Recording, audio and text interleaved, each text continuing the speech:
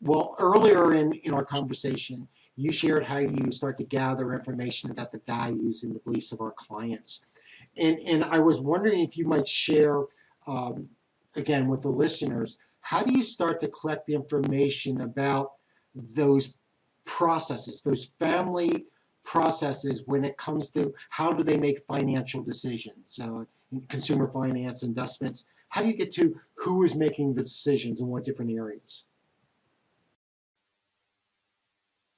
Those dynamics are very interesting because you'll find every combination under the sun. I always, in the discovery meeting, if someone is married, have them bring their spouse and ask them both together. Always make eye contact with both. I try to have the non-dominant one because you can kind of tell at a fairly early stage who that is just making small talk. Have them go first just to make sure that their wishes, their thoughts are heard, because you will find that if they don't, a lot of times they'll say, well, the man may say, like my wife said, or like my husband said, I'm in total agreement, which they may be, but I want, it's kind of nice to have the non-dominant one say that, and then the dominant one say, yes, I agree with her, and they give, or him, they give the spouse affirmation. So that works well too. And many times one may be talking, and this is where a lot of advisors have problems with when one of the members become deceased. Because if you don't bring both of them in and don't hear both of them, they don't ever feel like it was part of their process. It was part of the other one's process. So we sit and listen and make sure that they're both heard. And then I say, well, that's his goal or that's her goal. Do you agree with that goal? Do you support that goal? I will write down goals, but you both have to be supportive of it. I also make a statement that if I tell one something, I will not withhold from the other. Because sometimes you'll find one member say, but don't tell my wife, don't tell my husband. And I say, no, I'm sorry, don't go there.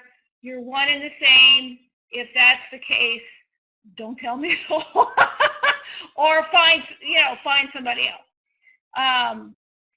So that dynamic is great, and when you get a buy-in from both sides, it makes life a lot more interesting.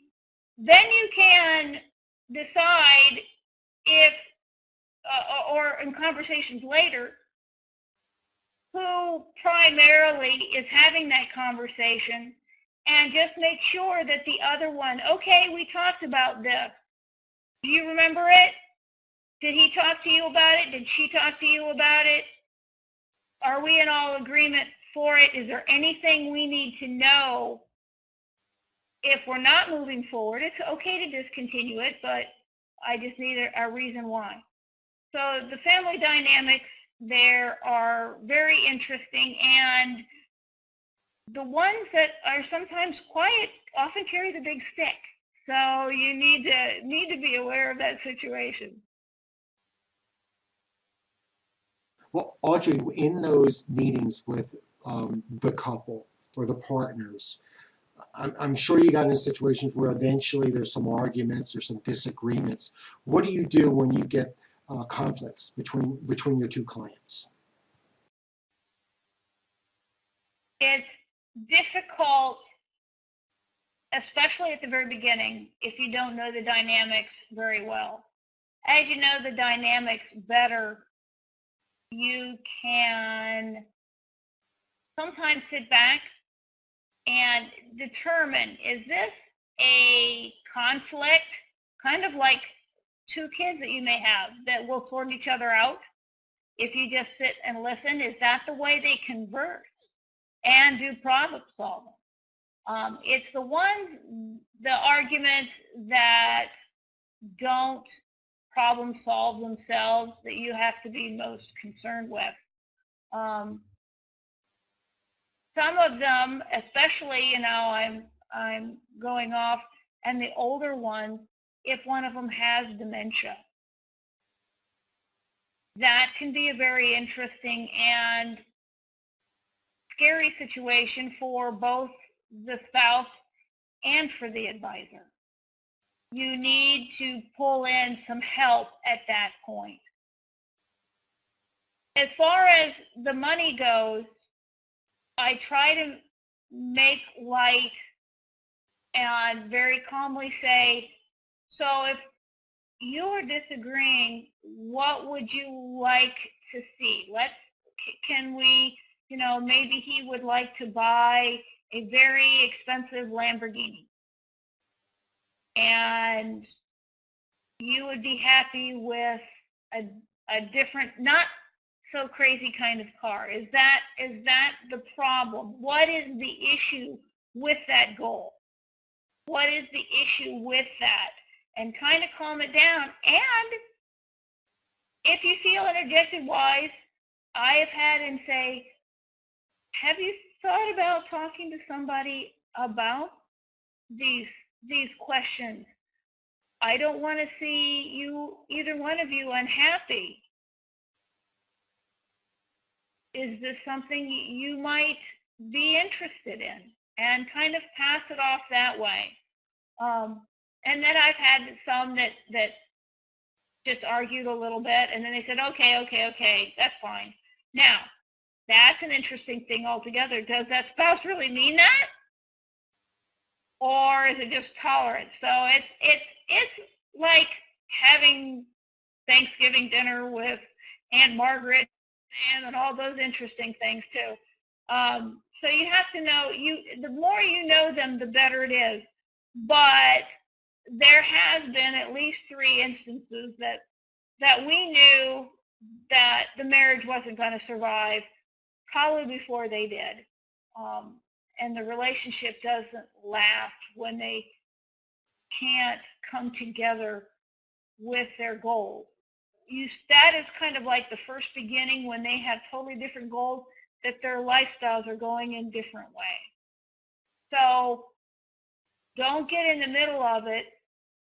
Try to see if there's a middle goal conflict. Okay, you want to go on a cruise. If that's one on a cruise, what would you like to go on if that's what he is? Would you like to do both?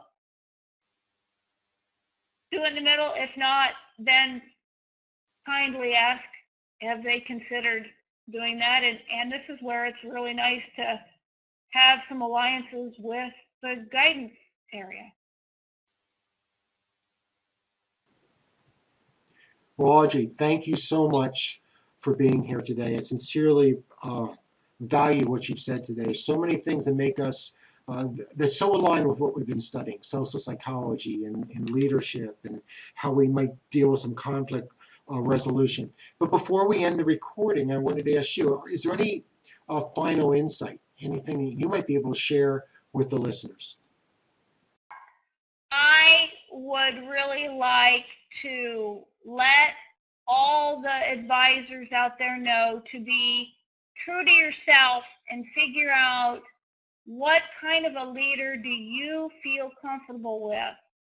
There are many different personality types out there, and you will read so many articles that say if you want the high net worth clients, you have to be like them and drive the fancy cars and do all this. Well, there's a lot of clients out there, high net worth, that are living right down the street, and some of them I know that live in a mobile home and have all this stuff because they're thrifty. If that's your kind of client, go after those kind. If those are your values are more aligned, go for those. Don't necessarily try to be all things to all people. Try to define even for yourself. We try to do all these things for our clients, but we got to do it for ourselves too. What is your personality? Where does it shine? With what kind of personalities do you latch onto, you bond with, and you shine and can help the most? Go after those clients and let everything else go to the side. There'll be other advisors that like those kind of clients, and don't let somebody tell you that there aren't higher net worth clients or ones that need the help that aren't like that personality. Not true.